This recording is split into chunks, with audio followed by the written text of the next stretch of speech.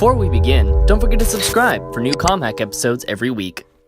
Hello everyone, welcome back to ComHack, where we hack communications. That's what we do.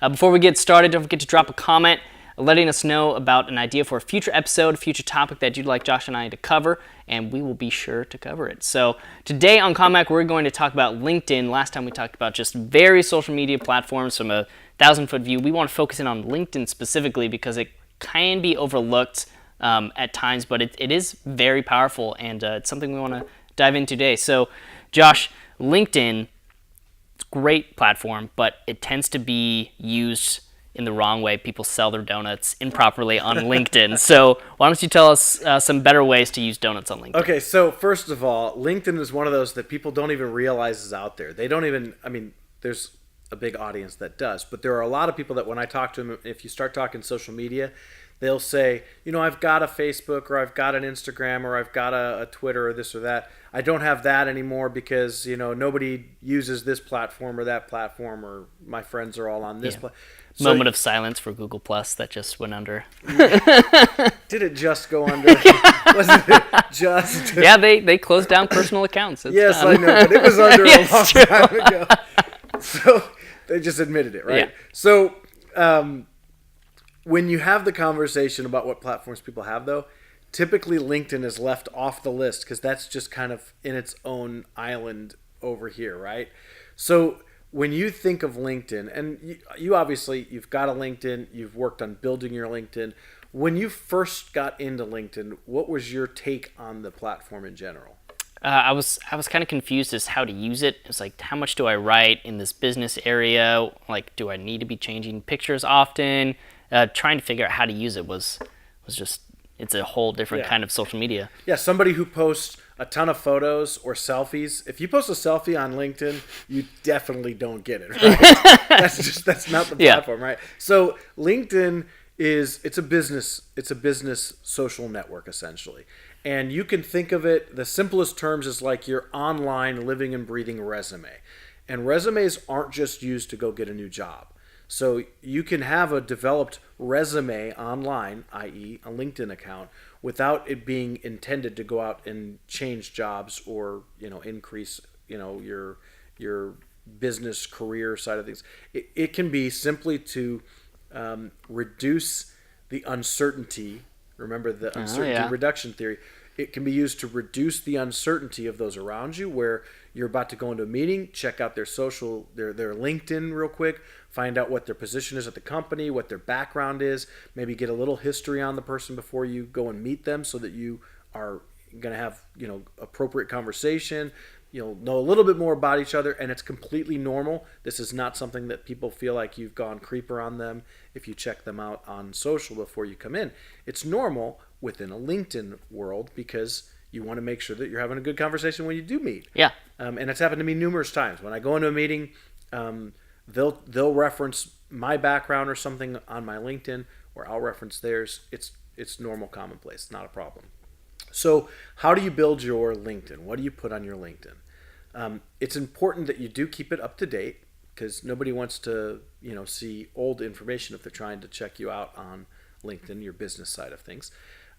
You don't have to put every little thing, like your hourly burger flipping job, not really a relevant thing on your LinkedIn.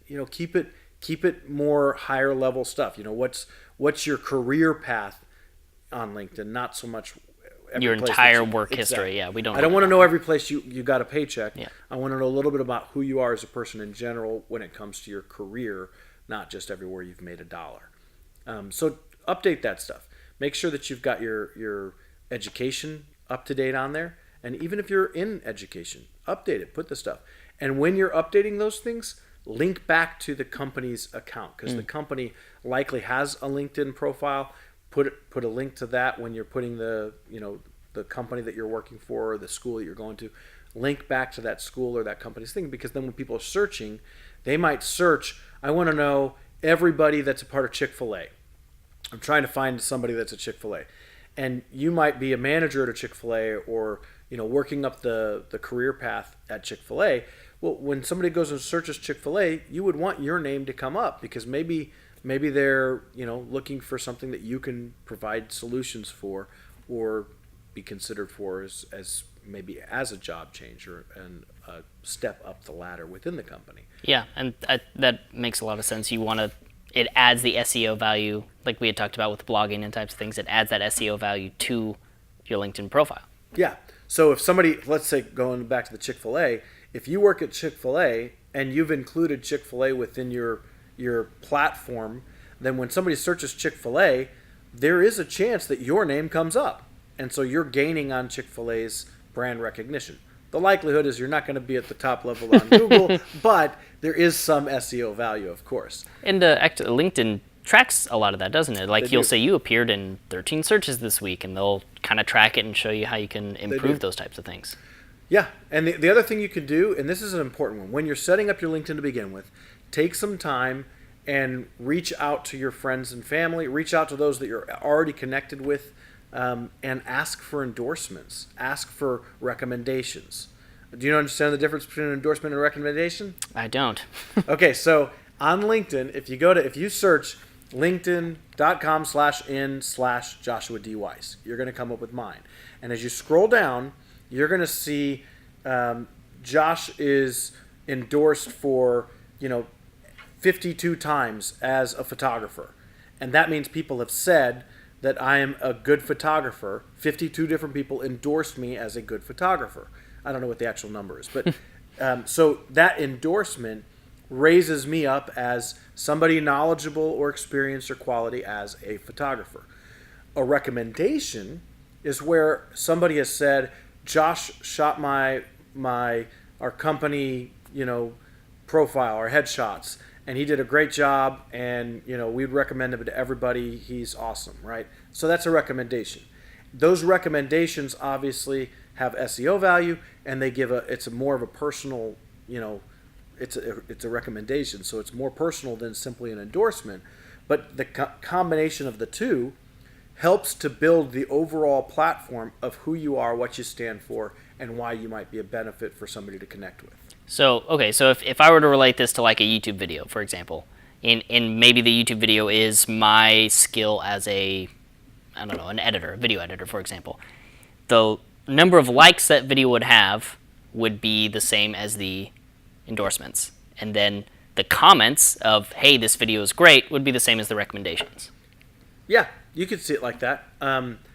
It goes beyond that, though, because within a like, comment, follow, share, within that arena on the other platforms, the person that's doing it doesn't carry that much weight. It's the quantity of people that do it in those platforms that matter. On LinkedIn, the caliber of the one doing it makes an impact.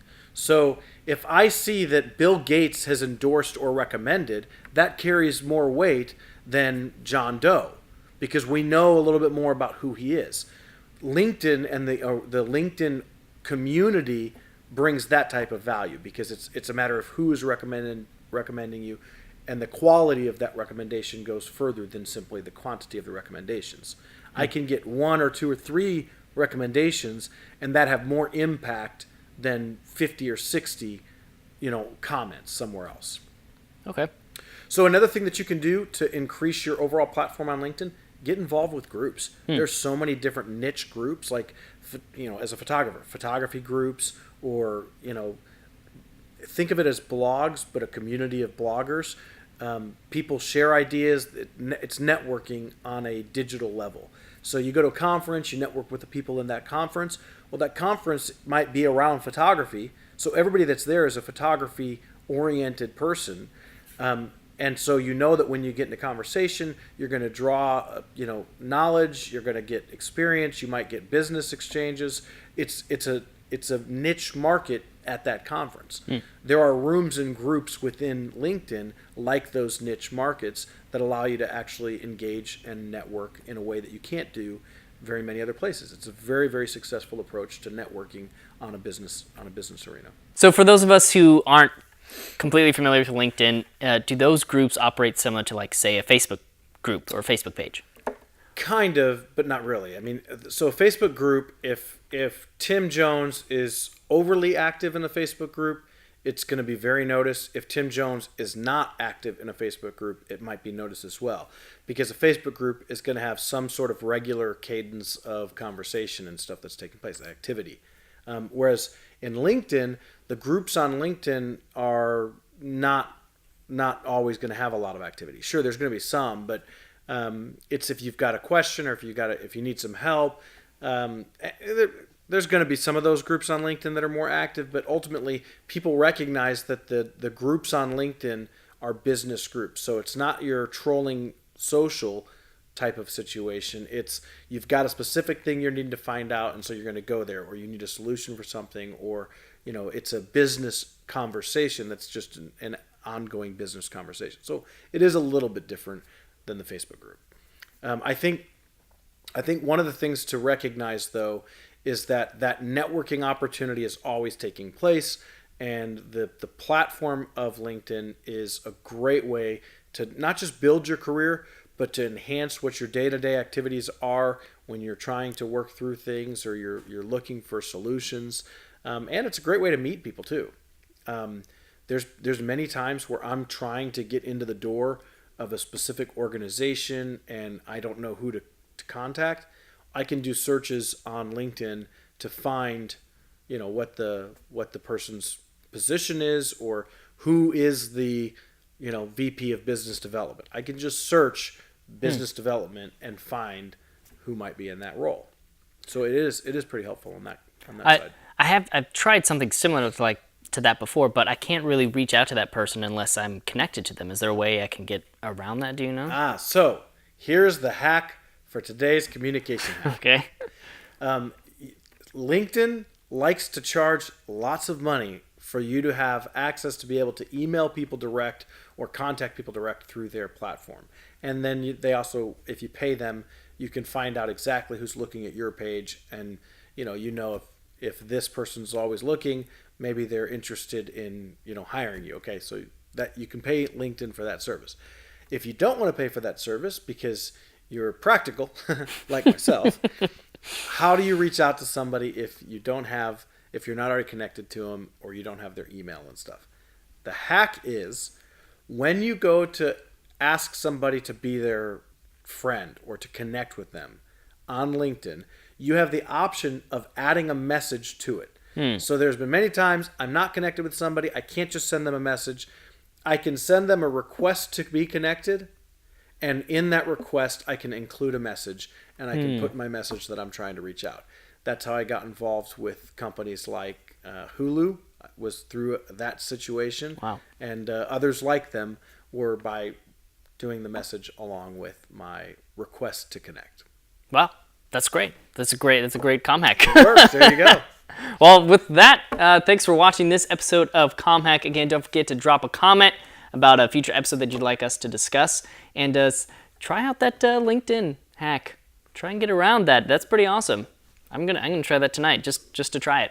I won't even have to reach out to anybody. Like, hey, I can do this. You know what? If we're not connected on LinkedIn already, feel free, shoot me a request to connect on LinkedIn, Joshua D. Weiss, and when you do, put a message on it so that we see that you're using the hack, and I will then accept your request to connect. So I'm Joshua D. Weiss, at Joshua D. Weiss. I'm Tim Jones. You can follow me on Instagram at TealJonesy_. And we are mastering communications. One hack at a time.